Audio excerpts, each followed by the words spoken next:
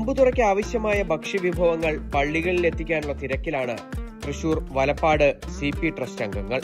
എണ്ണക്കടികളും ഈന്തപ്പഴവും ജീരകക്കഞ്ഞിയും ഉൾപ്പെടെ നോമ്പുതുറ വിഭവങ്ങൾ 100-ലധികം മഹല്ലുകളിലേക്കാണ് എത്തിച്ചു നൽകുന്നത്.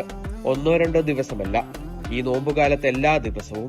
പൊന്നാനി മുതൽ ആലുവ വരെയുള്ള ഇടങ്ങളിലേക്ക് ഈ നോമ്പുകാലത്ത് CP ട്രസ്റ്റിന്റെ നോമ്പുതുറ വിഭവങ്ങൾ എത്തിച്ചു നൽകുന്നുണ്ട്.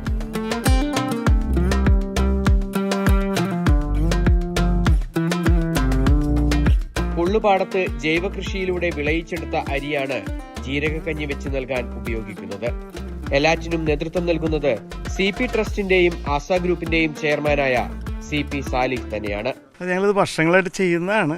അതിങ്ങനെ കുറച്ചൊക്കെ കൂടി ആദ്യം 1000 ആയിരുന്നു, ഇപ്പം അത് 10,000 അതിൽ കൂടുതലായിട്ട് ഇങ്ങനെ വന്നുകൊണ്ടിരിക്കുന്നു. തീരദേശ മേഖലയിലുള്ള എല്ലാ പഞ്ചായത്തുകളിലും കൊടുക്കുന്നുണ്ട്. പ്ലസ് നമ്മൾ കോഴിക്കോട്, വയനാട്, എറണാകുളം ഒക്കെ എത്തുന്നുണ്ട്.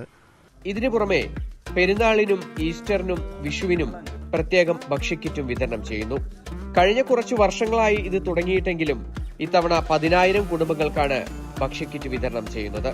സമീപ ജില്ലകളിൽ ഉൾപ്പെടെ ഇത് വിതരണം ചെയ്യുന്നു. പല കമ്മിറ്റി മുഖാന്തരമുണ്ട്.